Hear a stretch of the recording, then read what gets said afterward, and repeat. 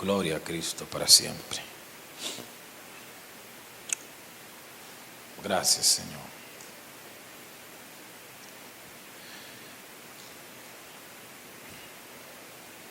Repito, Colosenses capítulo 1, versículo 9.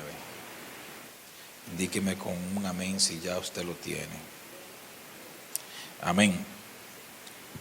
Colosenses 1:9. Leemos la santa palabra de Dios en el nombre del Padre, del Hijo y del Espíritu Santo. Amén. Por lo cual también nosotros, desde el día que lo oímos, no cesamos de orar por vosotros y de pedir que seáis llenos del conocimiento de su voluntad en toda sabiduría e inteligencia espiritual, para que andéis como es digno del Señor, agradándole en todo, llevando fruto en toda buena obra y creciendo en el conocimiento de Dios, fortalecidos con todo poder, conforme a la potencia de su gloria, para toda paciencia y longanimidad, con gozo, dando gracias al Padre que nos hizo aptos para participar de la herencia de los santos en luz, el cual nos ha librado de la potestad de las tinieblas y nos ha trasladado al reino de su Hijo, en quien tenemos redención por su sangre, el perdón de pecados. Gracias, Padre, te damos por tu palabra en esta tarde. Gracias, Señor. Permítenos exponer tu palabra para gloria y honra de tu nombre, Señor. Permítenos exaltarte. Oh Dios, rogamos la asistencia de tu Santo Espíritu, que tu Espíritu obre en cada corazón aquí, que tu Espíritu obre en mi persona. Permíteme predicar con denuedo, que sea tu Espíritu tratando con la vida, con los no creyentes, con los creyentes. Necesitamos comprender el mensaje de tu palabra. Necesitamos predicar con claridad, y eso solo podemos lograrlo si el Espíritu de Dios nos guía, si el Espíritu de Dios nos usa con poder para la gloria del Señor. Padre, esto te lo pedimos en el nombre de tu Hijo Jesucristo. Amén y amén. Dios le bendiga una vez más. Mis amados hermanos, nosotros vivimos en una cultura que exalta la autosuficiencia. Se nos enseña a depender de nosotros mismos, a resolver solos nuestras luchas y a proyectar que somos fuertes. Pero el Evangelio nos muestra otra realidad. En el cuerpo de Cristo, o sea, en la iglesia, no somos independientes, somos interdependientes. Todos nos necesitamos. En el cuerpo de Cristo no somos independientes, somos interdependientes. Cada uno de nosotros nos necesitamos mutuamente. Amén.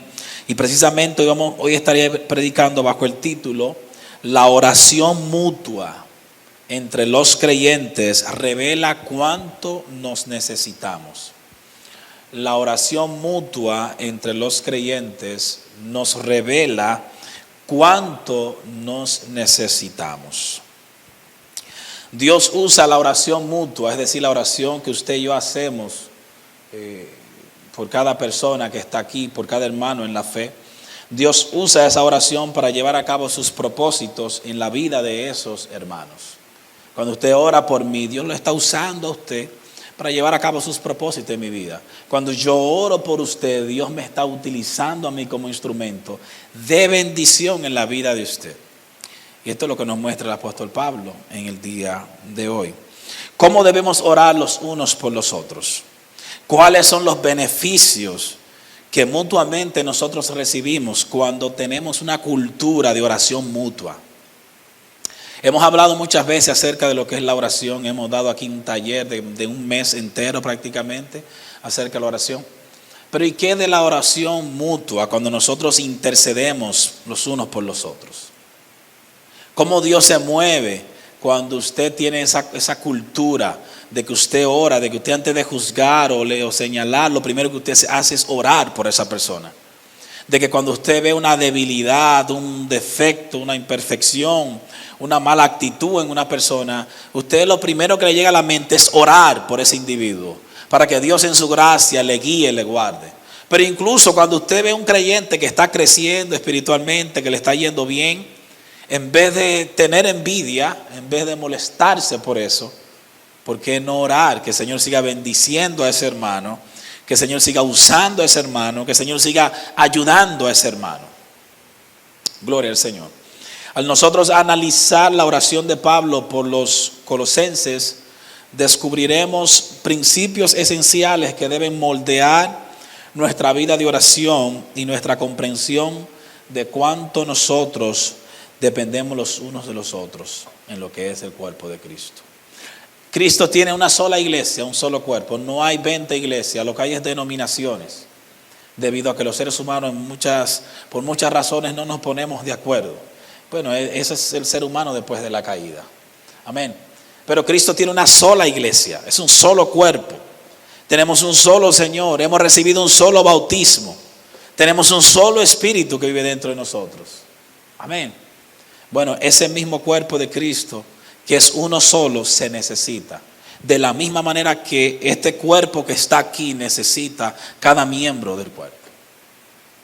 Así nos necesitamos todos nosotros.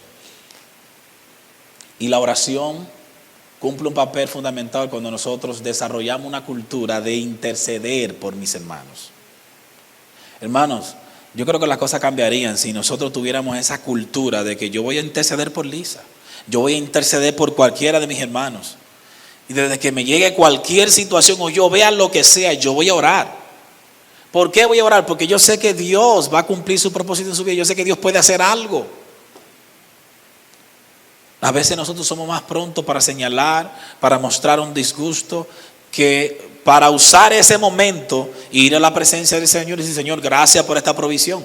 Tú me estás dando una oportunidad para yo orar, para yo interceder por ese hermano.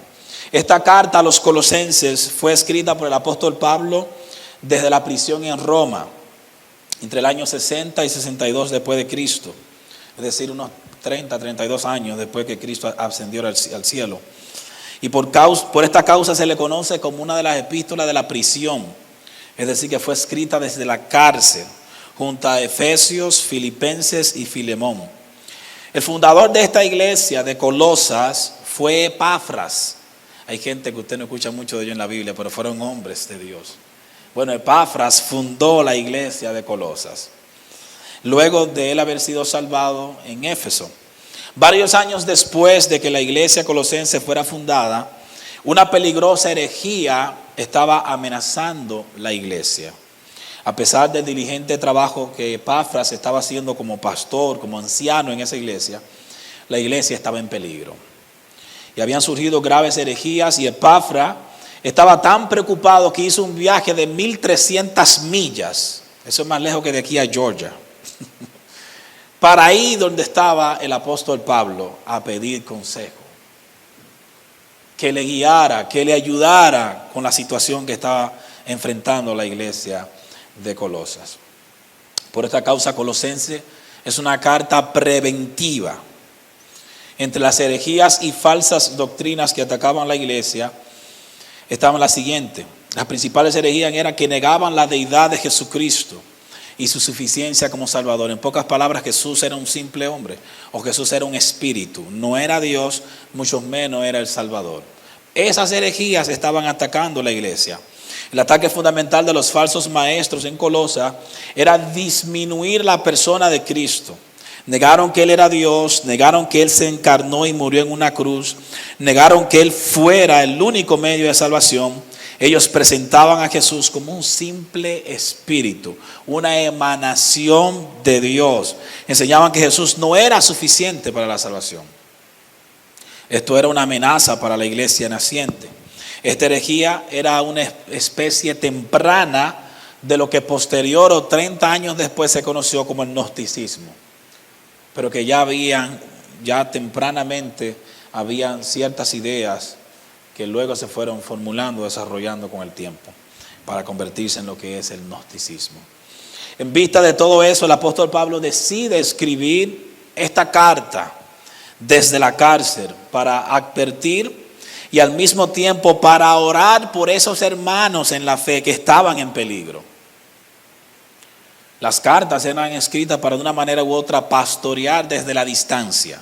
Se enviaban cartas Todas esas epístolas que vemos en el Nuevo Testamento, era una manera de pastorear desde la distancia. Es interesante notar que el apóstol Pablo, antes de enseñarle una doctrina a ellos, lo primero que él dice: yo estoy orando por ustedes. Y luego la oración se intensifica y él empieza a explicar qué él está pidiendo a Dios por esa iglesia. Amén. La iglesia necesitaba seguir sólida en la doctrina, pero también necesitaba oración por parte de Pablo y de los otros que estaban con Pablo acompañándole. Y que estas oraciones debían de servir para fortalecer esta iglesia y crear en esa iglesia una cultura de oración intercesora de los unos por los otros. Cuán necesario es, a veces usted no se imagina, hermano, usted puede estar en su casa pasando por situaciones y Dios puede estar utilizando la oración de otro por usted y estar haciendo algo en su matrimonio, en su finanza, en sus hijos. Es necesario desarrollar esa cultura de oración los unos por los otros. Cuando usted esté en su momento de oración: Señor, mira a fulana, Señor, mira a fulano, Señor, obra en su vida, Señor, obra en su corazón, Señor, mira esta situación, Señor, por favor, ten misericordia. Dios quiere obrar y Dios ha determinado, como lo hemos dicho anteriormente aquí, hacer muchas cosas a través de la oración. Por tanto, si no oramos, eso no se va a hacer hasta que oremos, porque ese es el diseño que Dios ha planeado para nosotros. Y vamos a ver más adelante qué tan importante es orar los unos por los otros. Analicemos la oración de Pablo por estos hermanos y veamos qué principios podemos aprender y aplicar a nuestras vidas para mejorar nuestras vidas de oración en cuanto a la oración mutua como creyentes. Para esto empezamos con el primer punto. El primer punto es: la oración mutua entre creyentes es indispensable para nuestro crecimiento espiritual. ¿Qué? O sea que yo, para crecer espiritualmente, necesito de la oración de mis hermanos. Sí, la necesito. Porque es que somos una comunidad de creyentes, somos un cuerpo. Aquí esto no es a los llaneros solitarios y a los superhéroes. Yo soy el hombre del momento, yo soy la niña linda de Jehová, la princesa, la profetisa. No, hermano, todos nos necesitamos. De hecho, la palabra dice que el que está firme mire que no caiga.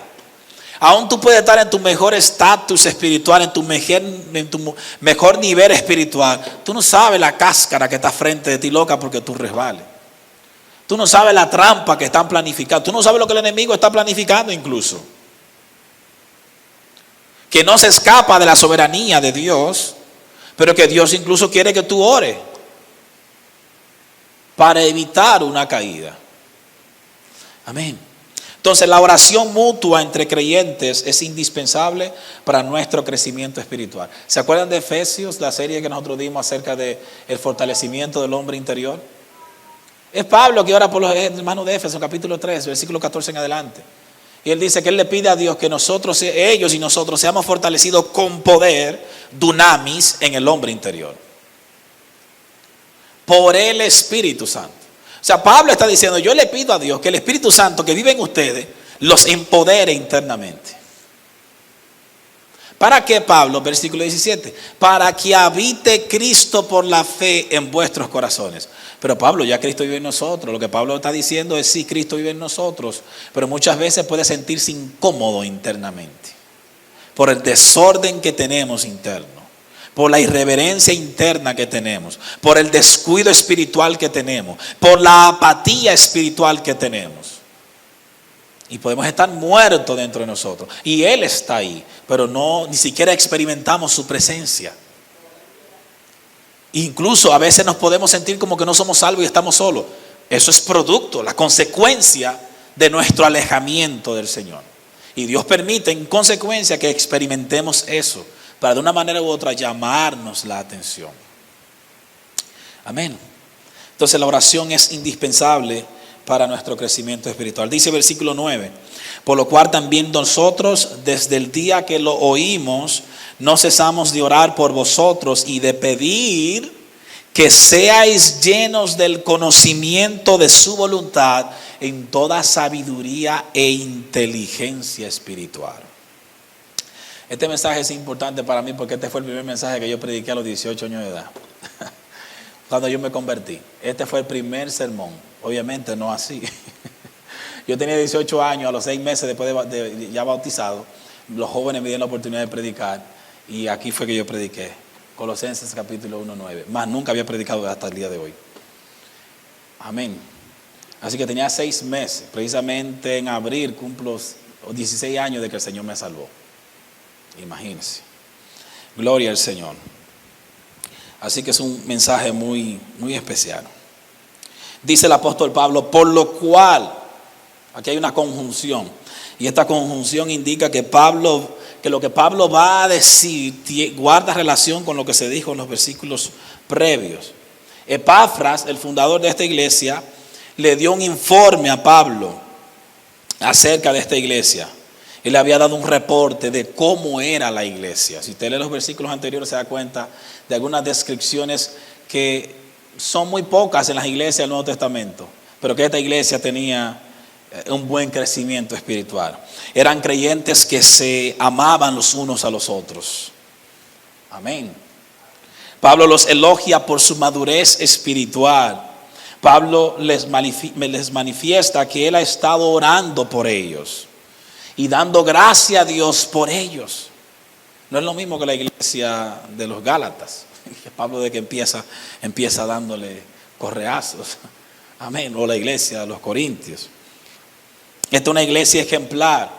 Sin embargo, a pesar de que era una iglesia ejemplar, a pesar de que estaban bien espiritualmente hablando, necesitaban que oraran por ellos. Amén. Necesitaban que alguien intercediera por ellos, que alguien les aconsejara, que alguien velara por ellos. Amén. En el versículo 9, donde nosotros leímos, la oración de Pablo por estos hermanos se intensifica. Ya no es una oración simple, sino que hay unas peticiones que Pablo pide por estos hermanos que son indispensables. Lo fueron para ellos en ese tiempo y para nosotros hoy. Entonces, cuando Pablo dice por lo cual, él está diciendo debido a que Dios ha estado haciendo una obra maravillosa en ustedes. Debido a que su crecimiento espiritual es sólido y es obvio, debido a su amor por todos los santos, lo cual es señal de salvación verdadera, debido a eso yo oro por ustedes. Amén. Nuestra oración mutua nunca debe ser limitada. ¿Qué significa eso? Significa que muchas veces usted y yo oramos por quien está sufriendo. Usted y yo oramos por el que cayó. Usted y yo oramos muchas veces por el que tiene ciertos defectos, el que está descuidado espiritualmente. Y a veces pensamos que esos que están bien y que están brillando y que tienen un buen momento espiritual en su vida, no hay que orar por ellos. E incluso el que se siente en ese nivel, siente que tampoco lo necesita. Pablo dice, no, yo necesito orar por ellos. Amén. Porque es que nunca sabemos qué será del mañana. Y en Cristo no hay elitismo. Yo puedo orar por ti, pero tú no por mí. Todos nos necesitamos. Gálatas 6:1 dice, cuando tú vayas a corregir a alguien que pecó, que falló, hazlo con mansedumbre, dice el apóstol Pablo.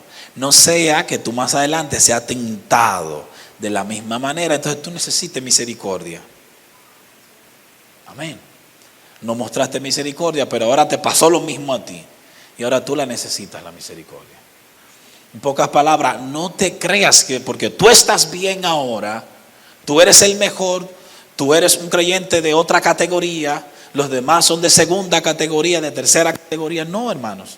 Todos aquí podemos caer, podemos fallar, todos. Podemos pasar por momentos de descuido, por momentos de pesadez, por momentos de ansiedad, por momentos de muchísimas cosas pueden pasar en nuestras vidas. Retenerse en su casa, muchas cosas. Problemas financieros, problemas matrimoniales. Por eso nosotros nos necesitamos. Y la oración mutua entre nosotros no debe ser limitada a los que simplemente están sufriendo. Pablo sabía que no debemos dejar de orar por quienes están progresando en la fe. Tú estás viendo a alguien que está progresando, sigue orando. Señor, guárdalo, que en este caminar, que en esa carrera que él ha emprendido en la fe, Señor, guárdalo, Señor, veo algo lindo en él, en su matrimonio. Cuídalo, Señor, mira esa familia qué linda, Señor, guarda esa familia, guárdalo de infidelidad, de violencia, guárdalo de cualquier cosa. Hermanos, nos necesitamos mutuamente. Tenemos que desarrollar esa cultura de oración por cada uno de nosotros. Por el contrario, el progreso de ellos debería animarnos a nosotros a orar, a que alcancen un mayor crecimiento. A veces entonces lo que hacemos es que nos sentimos celosos. Carne, tajo. Esas son obras de la carne, de la carne. El enemigo puede alistar su mayor oposición contra quienes tienen una mayor capacidad para expandir la obra de Dios en el mundo. ¿Y qué significa eso? Que esa persona que tú la ves así, que están bien delante del Señor, Dios los va guiando en el ministerio, en ciertos dones y van creciendo. Esas son personas que el enemigo los tiene en la mira. Porque cuando esos caen, el escándalo es mayor. A que cuando es un hermanito que nadie lo conoce. Cuando alguien de influencia cae en pecado, en escándalos, es un daño grande que ese es el cuerpo de Cristo. Por tanto, esos necesitan más oración todavía. Amén. Los que cantan, los que dirigen, los que tocan, los que predican, necesitan que se ore por ellos. Y usted mismo que está en esa posición, Señor, hermano, oren por mí. Yo mismo le digo a usted, hermano, ore. ¿Usted me quiere ayudar en algo? Ore por mí. Ore por mi matrimonio, ore por mi familia, ore por la finanza, ore por todo, hermano. Necesitamos la oración. Y la oración puede hacer la diferencia. Todos nosotros estamos capacitados para servir al bienestar de otros creyentes, a quienes uno no puede ver o con quienes uno no puede hablar, pero que desde la distancia yo puedo participar de bendición para esa persona. Podemos contribuir en el crecimiento espiritual y garantizar las bendiciones de Dios para la vida de cada uno de ellos. La extraordinaria herramienta que permite que eso se haga es la oración. Alguien que esté en Miami, alguien que esté en República Dominicana, alguien que esté en Puerto Rico, en Guatemala, en Honduras, alguien que está en El Salvador, en Perú, en Bolivia. Desde aquí podemos nosotros estar orando y el Dios del cielo obrando en su vida. Pablo estaba preso, a Jacobo lo habían matado y la iglesia estaba orando, por Pedro. Y ellos temían que a Pedro le cortaran la cabeza como hicieron con Jacobo. Y mientras Pedro está preso, la iglesia está en una casa orando. Y un ángel se aparece de madrugada donde Pedro está, abre la puerta, levanta a Pedro y dice que salga. ¿Te das cuenta? Pero es un apóstol y él necesita que se ore por él. Porque él puede clamar él mismo. Pues es un apóstol. Como los apóstoles de hoy en día. No. Pedro necesitaba.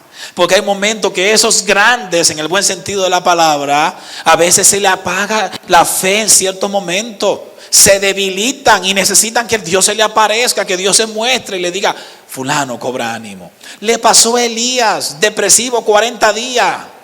Abandonó su ministerio. Le pasó a Pablo en un barco. Lucas dice, habíamos perdido toda esperanza. Y un ángel del Señor tuvo que aparecerse a Pablo y decirle, cobra ánimo.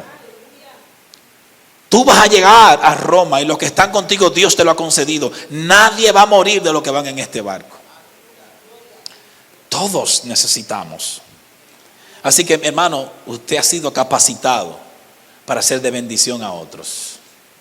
Dios nos dio el medio de gracia llamado oración para que clamemos, para que intercedamos por aquellos hermanos en la fe. E incluso por aquellos que todavía no son cristianos, aquellos que no le sirven al Señor. Usted y yo estamos llamados a clamar por ellos por salvación. E incluso para que Dios le dé un empleo, para que Dios ayude a su familia. Estamos llamados a eso. Ellos son creación de Dios y Dios en su gracia común puede obrar en sus vidas. Amén. No todos los inconversos que usted ve por ahí que tienen dinero es pacto con el diablo. No, Dios lo ha bendecido. Eso es gracia común. Dice la Biblia que la lluvia cae sobre justos e injustos, el sol sobre justos e injustos. O sea, Dios le da una oportunidad a cada quien en esta tierra. Los apóstoles eran hombres cuya función ministerial era que se dedicaban a la enseñanza de la palabra y a la oración. Cuando había falta de diáconos en la iglesia para distribuir alimentos, ¿qué dijeron los apóstoles? No podemos descuidar la palabra y la oración. Vamos a escoger personas que nos ayuden en esta función, porque esas dos cosas no se pueden descuidar. No como dicen algunos, un balance entre la oración y la palabra. No, no existe el balance, ni debe existir. Es que yo oro y leo la palabra, es que yo leo la palabra y oro. Es que para yo entender la palabra tengo que orar y pedirle a Dios que me ilumine. Es que para yo vivir lo que leí tengo que pedirle a Dios en oración que me ayude. Entonces está interrelacionado. Tenemos nosotros que orar y leer la palabra, leer la palabra y orar. Clamarle a Dios para que nos ayude. Pablo era consciente de la importancia de las oraciones de otros por su propio ministerio. El apóstol, el hombre que escribió la mitad del Nuevo Testamento, el apóstol Pablo, 13 cartas, y se cree que Hebreos lo escribió él también. Oiga lo que dice Pablo en 2 Corintios 1:11. Cooperando también vosotros a favor nuestro con la oración, para que por muchas personas sean dadas gracias a favor nuestro por el don concedido a nosotros por medio de muchos. O sea, la oración, o sea, cooperando, o sea, ayúdenme ustedes con la oración. Filemón 1:22 dice, porque sé que por vuestra oración y la suministración del Espíritu de Jesucristo, esto resultará en mi liberación. O sea, Pablo está preso y dice, yo creo que si ustedes oran, el Señor me va a sacar de la cárcel. Ustedes me siguen, mis amados hermanos. Eso es Pablo el apóstol. Él pudiera decir, no, el Señor se me apareció anoche y me dijo que yo voy a salir. Pero hay momentos que Dios no te habla de esa manera, que Dios no te da ninguna experiencia, que Dios está usando otro hermanito que tú no esperas, Dios lo está utilizando para obrar en tu vida. Quizás tú estés esperando un ángel, sin embargo hay otro hermanito por ahí que está orando por ti. Y es a ese que Dios está usando para fortalecer tu matrimonio, tu hogar, para ayudarte en muchísimas áreas. Amén. Creo que una de las llamadas más maravillosas que una gente puede recibir es, estoy orando por ti. Efesios 6:18 dice, orando en todo tiempo, con toda oración y súplica en el Espíritu, y velando en ello con toda perseverancia y súplica por todos los santos. Después que Pablo describe las armaduras que debemos utilizar, que Dios nos ha provisto para la guerra espiritual, Pablo dice, debemos orar en todo tiempo por todos los santos, con toda oración y súplica. Eso habla de oración intensa, oración que no se queda superficialmente, sino una oración que va escalando día tras día. Señor, guarda a los pastores, Señor, guarda a las iglesias, guarda a los hermanos, los matrimonios. Señor, ten misericordia de aquellos que están desempleados. Señor, ten misericordia de aquellos hermanos que recibieron un diagnóstico que no es agradable. Ten misericordia, fortalece su fe, Señor. Pablo escribe en 1 Timoteo 2:1, exhorto ante todo que se hagan rogativas, oraciones, peticiones y acciones de gracia por todos los hombres. En general, dice Pablo, exhorto que se hagan muchas oraciones y peticiones por todos los hombres.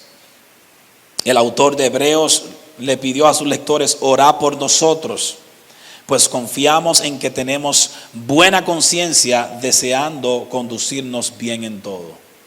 Pero necesitamos que ustedes oren por nosotros. La Biblia está colmada de ejemplos de oración de unos por otros dentro de lo que es el pueblo de Dios. Job oró por sus amigos, los amigos que juzgaron a Job. Luego Dios, después que Dios restauró a Job, el capítulo 42 de Job, Dios le dijo a Job que orara por sus amigos, lo que lo estaban crucificando al principio. Y Job oró por sus amigos. Moisés oró por Aarón, su hermano. Samuel oró por Israel. David oró por Israel. Ezequías oró por Judá. Isaías oró por el pueblo de Dios. Daniel por Israel. Ezequiel por Israel. Nehemías oró por Judá. Jesús oró por sus discípulos. E incluso los discípulos dijeron, Señor, aumentanos la fe.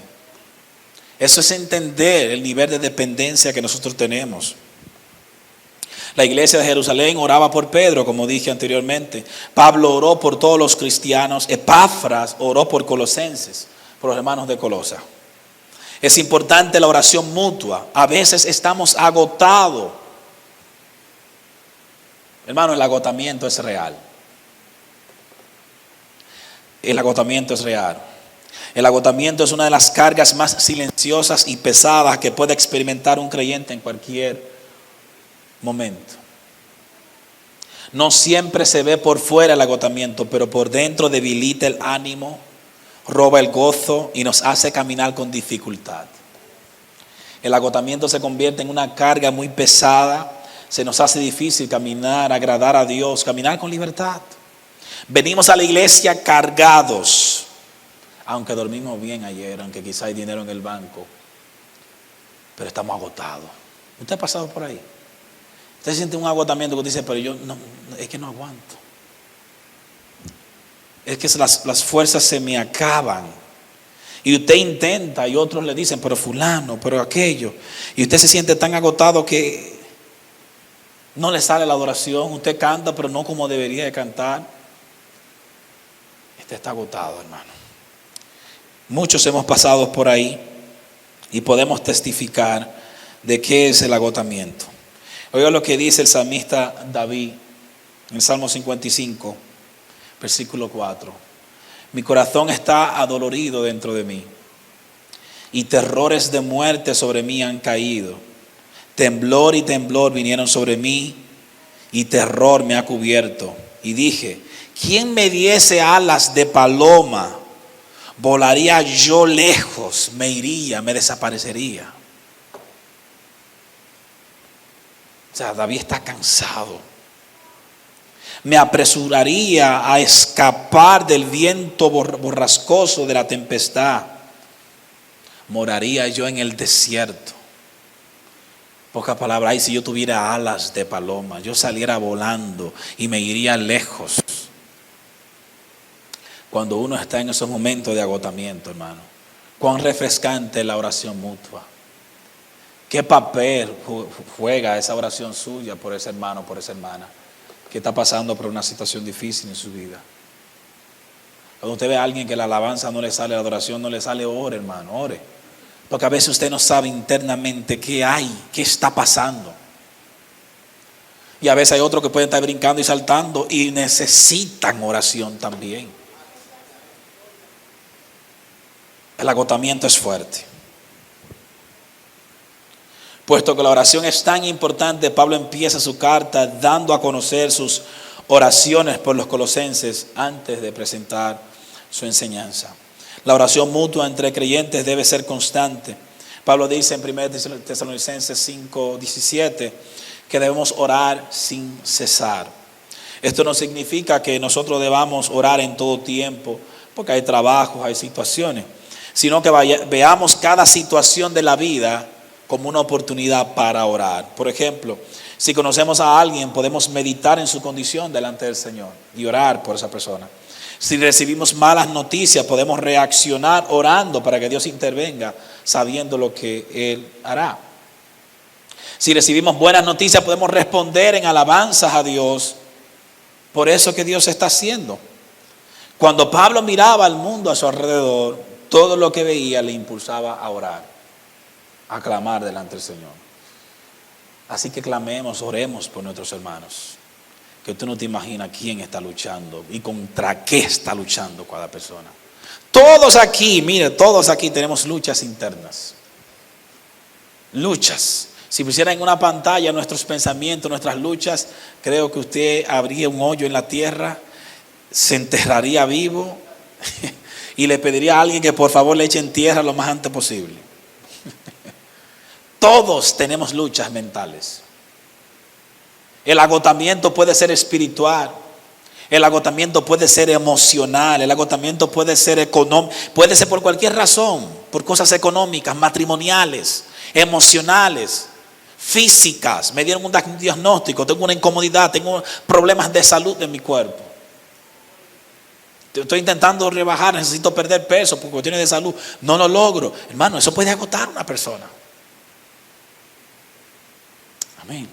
Así que todos estamos luchando con algo. Y la oración sin cesar, como dice el apóstol Pablo, es importante. Porque usted ora por todo y todo lo lleva a la presencia del Señor. Padre, ten misericordia. A veces a una gente en el semáforo le cruza a uno y le hace una imprudencia. Señor, ten misericordia. Guarda a esa persona, Padre. Amén. En vez de usted tocar la bocina y bajar la ventana y sacar el brazo y decirle Dios te bendiga, ore por esa persona. Gloria al Señor. Las peticiones que nosotros debemos hacer cuando oramos mutuamente. ¿Qué pedía Pablo por estos hermanos? Y este es un tema muy importante, hermano, porque nosotros venimos de una cultura evangélica donde esto es a los llaneros solitarios. Y tú tienes que buscar, tú tienes que meterte con Dios. Y es una realidad, hay que buscar, hay que obedecer, hay que meterse con Dios, como dicen en el argot popular. Pero que muchas veces eso se plantea como que eso eres tú solo. Y que luego que tú estés allá arriba, ven, preséntate. Llegó el hombre del momento, la mujer del momento. No, hermano, nosotros crecemos juntos. Juntos debemos ayudarnos. No es pecado. Y entonces dentro de esa cultura uno la cree muchas veces. Y a veces tú, como ya te sientes en ciertos niveles, se te hace difícil pedir la oración. Se nos hace difícil pedir la oración porque que ya la misma gente te tiene a ti en un estándar que no, fulano pidiendo la oración. No, todos la necesitamos. Acabamos de ver cómo Pablo dice, oren por mí que yo espero que me saquen de esta cárcel. Pablo, todos nosotros nos necesitamos. Entonces, ¿qué pedía Pablo? Yo quiero que usted salga de aquí entendiendo hoy que usted tiene un grupo de gente orando por usted. Que usted no está solo y que usted debe tener confianza en alguien prudente, con quien usted pueda hablar. Mire, yo necesito que usted ore por mí. La salud mental, hermano, es real. Y hoy más que nunca, del COVID para acá, la salud mental ha explotado, hermano. Entre cristianos y no cristianos. Depresión, ansiedad, ataque de pánico. Bueno, lo que yo leí de Salmo 55, cuando usted lo lee en la NTV, una versión más apegada al original y más comprensible, el salmista David dice, tengo un ataque de pánico que no dejo de temblar. Se cree que David escribe ese salmo cuando su hijo Absalón se levantó contra él. Y dice, no puedo. Vimos otro mensaje, el Salmo 77, Asaf dice, no puedo dormir, aunque quiero no puedo dormir. El problema que él tenía, la situación. Tal punto que tuvo que decir, enfermedad mía es esta. Entonces la salud mental, todo esto es real. Ayudémonos, hermanos. Usted no está solo. Dice Pablo, por lo cual también nosotros, desde el día que lo oímos, no cesamos de orar por vosotros y de pedir que seáis llenos del conocimiento de su voluntad en toda sabiduría e inteligencia espiritual. Pablo pide que los creyentes sean llenos del conocimiento de la voluntad de Dios. ¿Y qué significa eso? Oiga, qué oración. Yo pido a Dios que ustedes sean llenos del conocimiento de la voluntad de Dios. Y el término llenos o llenura en el griego es plero. Significa estar completamente controlado. Sígame. Significa estar totalmente controlado. ¿Y qué significa ese control del cual Pablo está pidiendo para esos hermanos? Veamos algunos ejemplos bíblicos. Juan 16:6 dice, el corazón de cada uno de los discípulos se llenó de dolor cuando Jesús mencionó su partida, su muerte. Lucas 5:26 dice que la multitud estaba llena de temor después de que Jesús sanó al paralítico. Lucas 6:11, los escribas y los fariseos estaban llenos de ira, controlados por la ira, a tal punto que querían matar a Jesús. Es como cuando usted tiene una ira tan fuerte que esa ira lo deja ciego por un momento y usted comete locuras por esa ira. Usted está lleno, está controlado por eso. Hechos 4:31, los discípulos fueron llenos del Espíritu Santo. Eso es lo que significa la llenura del Espíritu Santo. Que el Espíritu Santo toma control de tu vida. Pero para tomar control de nuestras vidas hay que ceder. Hay que someterse, hay que obedecer. Porque el Espíritu no va a violentar las decisiones de nosotros, sino que Él quiere obrar en nuestras vidas, pero nosotros tenemos que ceder. tenemos que morir al yo, tenemos que morir a la carne, tenemos que rendirnos a Dios. Dependiendo de lo que la persona esté llena, eso es lo que va a controlar. Si una persona está llena de ira, la ira lo va a controlar y va a cometer locura en su familia, en el tráfico, en el trabajo. Cualquiera que le lleve la contraria va a tener problemas porque él está lleno de ira. El que está lleno de un temor, de miedo, la ansiedad lo va a embargar, el pánico va a crear muchos problemas en su vida. ¿De qué estamos llenos nosotros? Pablo dice, yo quiero que ustedes sean llenos, controlados del conocimiento de la voluntad del Señor. Por eso Pablo en Efesios 5:18 dice, no se embriaguen con vino, en lo cual hay disolución, sino más bien sean llenos del Espíritu Santo. Dejen que el Espíritu Santo los controle. O sea, no permitan que el vino, la ira, el odio, el chisme los controle. No permitan que la raíz de amargura te controle. No permitan que la pornografía te controle. No permita que cualquier tipo de pecado, la fornicación, el adulterio te controle. Deja que te controle el Espíritu Santo. Que si Él nos controla, entonces Él va a cambiar nuestro carácter, nuestra vida. Entonces dice Pablo, deseo que ustedes sean llenos del conocimiento de su voluntad. En pocas palabras, escuche esto.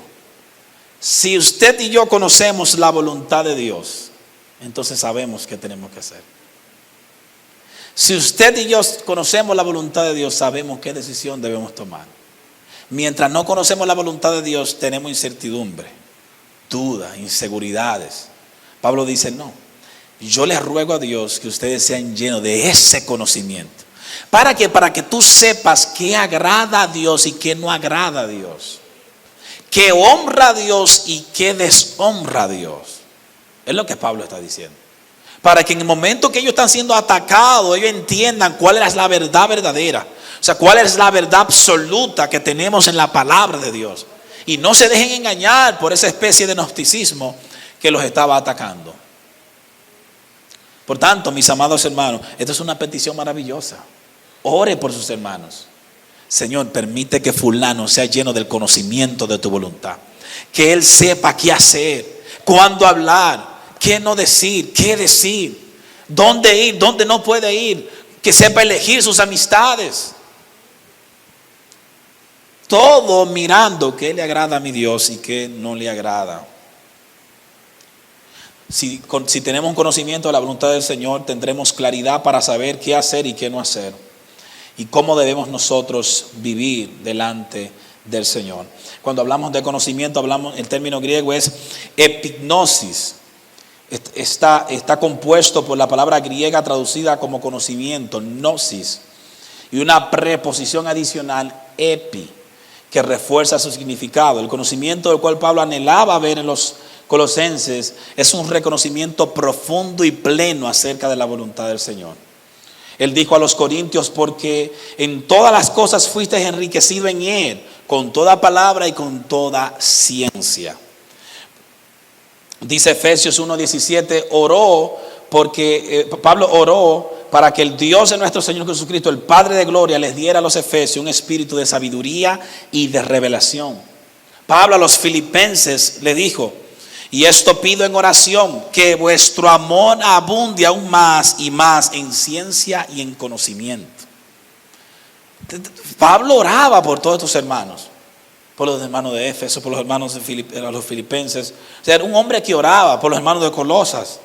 Colosenses 2:3 vemos que todos los tesoros de la sabiduría y del conocimiento están escondidos en Cristo.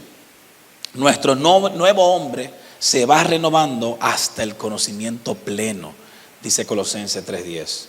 Como lo indican estos versículos, el conocimiento bíblico verdadero no es teórico, sino que trae como resultado la obediencia. O sea, cuando tenemos conocimiento de algo, entonces usted obedece.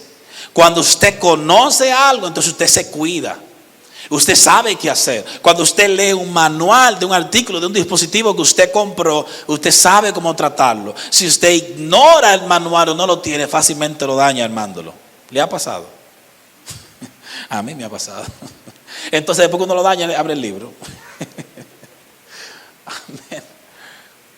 Bueno, Pablo dice, yo deseo que ustedes tengan conocimiento de la voluntad de Dios, para que sepan qué hacer. Amén. Yo debo conocer primero para luego obedecer. Yo debo conocer cuál es la voluntad de Dios y luego responder a eso. Pablo indica 11 capítulos a los romanos. 11 capítulos doctrinales. Y del 12 en adelante viene la práctica. ¿Qué hacer con todo lo que ya conocemos? ¿Y cómo empieza el versículo 1 del capítulo 2? Empieza resaltando los deberes del cristiano. En vista de todo lo anterior que se ha presentado, presenten sus cuerpos en sacrificios vivos y santos y agradable a Dios, que es nuestro culto lógico, racional. O sea, si ya tú fuiste justificado por fe, si ya tú fuiste perdonado, Romanos 8, si el Espíritu Santo vive en ti, Romanos 9 al 11, si tú fuiste escogido para salvación, entonces la conclusión, lo lógico es que tú vivas para el Dios que te salvó. Pero primero tengo el ¿qué? El conocimiento. Primero se me enseñó quién yo soy, cuál es mi identidad, qué yo tengo, qué se ha hecho por mí. A los Gálatas, capítulo 1 al 4, son doctrinales, mientras que el 5 y el 6 son prácticos. Efesios, los 3 primeros capítulos, doctrinales, los últimos 3, prácticos. Primero se da el conocimiento, la información, ahora tienes que utilizarlo. Filipenses y Colosenses también siguen el mismo esquema de doctrina que precede a la exhortación práctica. Así que nosotros necesitamos el conocimiento de su voluntad para nosotros saber qué hacer y qué no hacer. La Biblia nos advierte acerca del peligro de la falta de conocimiento. Proverbio 19:2 dice: el alma sin ciencia no es buena. El alma, ser interior sin ciencia no es buena. Ciencia es conocimiento. Fue la falta de conocimiento lo que llevó a Israel al exilio. Isaías 5:13. Y Oseas 4:6 dice: mi pueblo fue destruido porque le faltó conocimiento. ¿Cuántas veces dice: ay, pero si yo lo hubiese sabido? Ay, pero si yo me hubiese imaginado eso, si yo hubiese sabido eso, no compro eso. ¿Le ha pasado? 1 Corintios 14:20 nos amonesta así: hermanos, no seáis niños en el modo de pensar, sino sed niños en la malicia, pero maduros en el modo de pensar. Efesios 4, 13, 14 nos dice que la falta de conocimiento produce niños influctuantes, llevados por doquiera por todo viento de doctrina. Es decir, cuando no hay conocimiento, la gente anda detrás de las emociones y no de la doctrina básica, de la doctrina bíblica. Cualquier cosa emocional lo envuelve por ahí y creen que están bien. Son niños, andan de aquí para allá moviéndose sin conocimiento. El versículo 18 dice acerca de los no creyentes, teniendo el entendimiento entenebrecido, ajenos de la vida de Dios por la ignorancia que en ellos hay. La razón por la que muchas personas que no son cristianos no entienden el evangelio es porque no tienen conocimiento. Y aparte de que no tienen conocimiento, dice que Satanás le oscurece el entendimiento para que no le resplandezca la luz del evangelio. Por eso es que cuando un inconverso se convierte, es una obra espiritual. Es el Espíritu Santo que trajo luz donde había oscuridad y iluminó a esa persona para que nazca de nuevo y crea en el Señor. No hay manera de que el hombre en esa oscuridad, aparte de la caída y la influencia satánica en su vida, no hay manera de que él pueda buscar a Dios. Dios tiene que intervenir necesariamente para la salvación de ese individuo. Ve a Lidia en el Nuevo Testamento. Dice que el corazón de Lidia fue abierto. Comprendió el evangelio y fue salvo. Hechos capítulo 2, el Señor agregaba a la iglesia cada día los que habrían de ser salvos. ¿Quién los agregaba? El Señor. Obraba en su mente y obraba en sus corazones. Ahora, ¿cómo se obtiene ese conocimiento de la voluntad de Dios? En primer lugar, dice John MacArthur, primero tenemos que desearlo. Hay que desear ese conocimiento. En Juan 7:17 dice: el que quiera hacer la voluntad de Dios conocerá si la doctrina es de Dios y si yo hablo por mi propia cuenta. Este mismo pensamiento se refleja en Oseas 6:3 diciendo: conoceremos y proseguiremos en conocer a Jehová. Tenemos que desear conocer la voluntad del Señor. Usted tiene que saber, Señor, yo estaré viviendo agradándote, estoy haciendo algo que no te agrada. Señor, ilumíname, por favor. Pídale al Señor iluminación. Pídale al Señor. Hermano, somos cristianos, somos solo por gracia y todo eso. Pero hay muchas cosas que es a través de la oración que nosotros vamos a tener entendimiento de ellas. Tenemos que orar. Señor, ilumíname. Si te estoy agradando, ilumíname, dirígeme, Señor, en esto. En segundo lugar, se requiere depender del Espíritu Santo, dice el teólogo John MacArthur. Pues es el Espíritu Santo quien nos da a conocer las cosas de Dios o las cosas que Dios nos ha revelado. 1 Corintios 2, 10 al 12. Necesitamos depender del Santo Espíritu de Dios que vive en nosotros y Él es quien dirige la iglesia y guarda la iglesia. Y el Señor Jesucristo prometió que Él nos iba a guiar a toda verdad y a toda justicia. Por último, es necesario estudiar las Escrituras que hacen al creyente perfecto, enteramente preparado para toda buena obra. Es decir, yo tengo que desear el conocimiento, yo tengo que depender del Espíritu Santo en segundo lugar. Pero en tercer lugar, yo tengo que ser responsable, no solamente orar y desear. Yo tengo que abrir mi Biblia, leer las Escrituras y pedirle a Dios que me ayude. Porque el Espíritu Santo va a usar la información que yo estoy adquiriendo en la palabra de Dios. Amén. Así que Pablo ora para que alcancemos el conocimiento de la voluntad de Dios. Y su voluntad no es un secreto, sino que nos ha sido revelada en su palabra. ¿Cuántos quieren conocer la voluntad de Dios? Su voluntad ha sido revelada en su palabra. En conclusión, su voluntad ha sido revelada en su palabra. Por ejemplo, es la voluntad de Dios que cada persona sea salvo. Pues yo no tengo que orarle al Señor, es tu voluntad que yo le predique a Él. Es su voluntad que cada persona sea salvo. 1 Timoteo 2:4, 2 de Pedro 3:9. Los que no son cristianos aquí, la voluntad de Dios es que ustedes procedan al arrepentimiento y sean salvos. Una vez que una persona es salva, es la voluntad de Dios que sea lleno del Espíritu Santo. Efesios 5:17, 5:18, no seáis insensatos sino entendidos de cuál sea la voluntad del Señor. No os embriaguéis con vino en lo cual hay disolución, sino se lleno del Espíritu Santo. O sea, es la voluntad de Dios que el que se acaba de convertir en creyente sea lleno del Espíritu. ¿Y qué es llenura? Estar controlado por el Espíritu. Y en este contexto habla de madurez espiritual. Es alguien con un carácter sólido, es alguien maduro en la fe. Además, la voluntad de Dios es vuestra santificación. 1 Tesalonicenses 4:3. Dice Pablo, esta es la voluntad de Dios, vuestra santificación. Que te aparte de fornicación, de lujuria, de adulterio. Dios también desea que el creyente se someta a las autoridades del gobierno. Siempre y cuando eso no nos obliguen a tener que vivir en contra de nuestra fe o ofender nuestra fe. Pedro escribe, someteos a toda institución humana porque esta es la voluntad de Dios. Tú tienes que pagar tus taxes, sí, porque esa es la voluntad de Dios. Tú tienes que pararte en el semáforo cuando está rojo, esa es la voluntad de Dios, que obedezca las leyes de tránsito. Sí. Tú tienes que hablar verdad cuando estés llenando un seguro, sí, porque esa es la voluntad de Dios. Cuando te preguntas si el carro tuyo tiene alarma y no la tiene y tú pones que sí, no.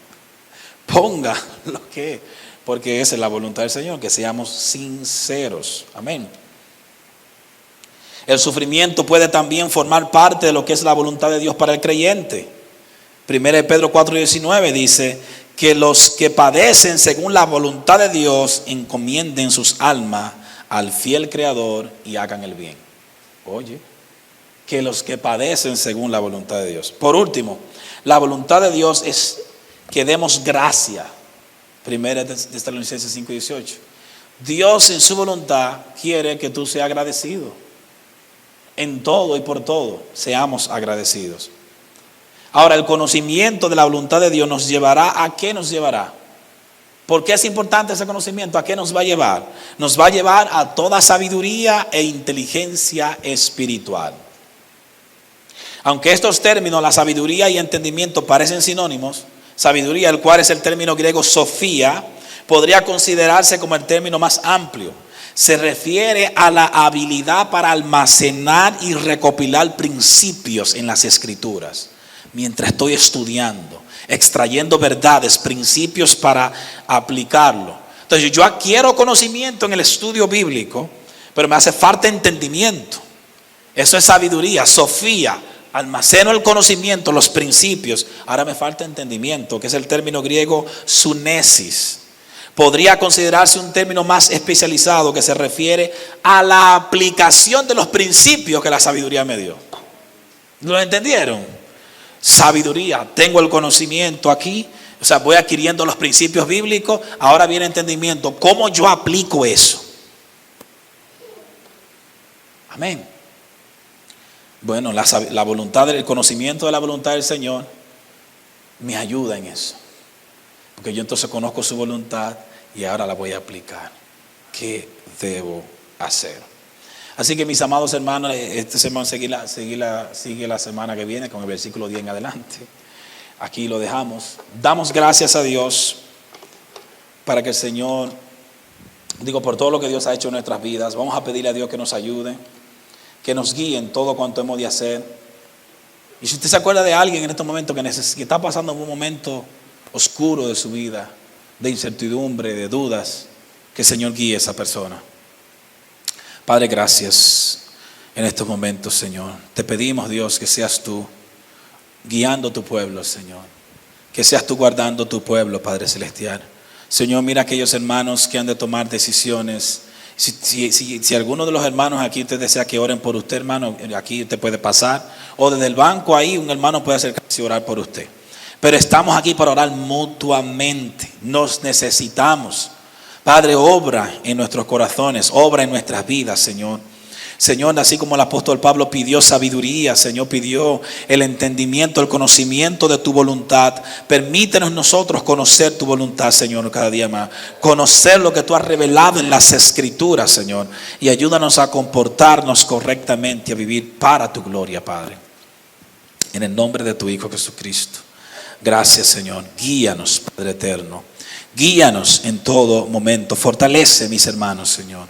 Ayúdanos a crear esa cultura, Señor, de oración intercesora los unos por los otros. Acercarnos a un hermano y orar por él. Orar desde la distancia. Orar por el teléfono, Señor. Ayúdanos, Padre, a entender que podemos contar los unos con los otros y que todos nos necesitamos. En el nombre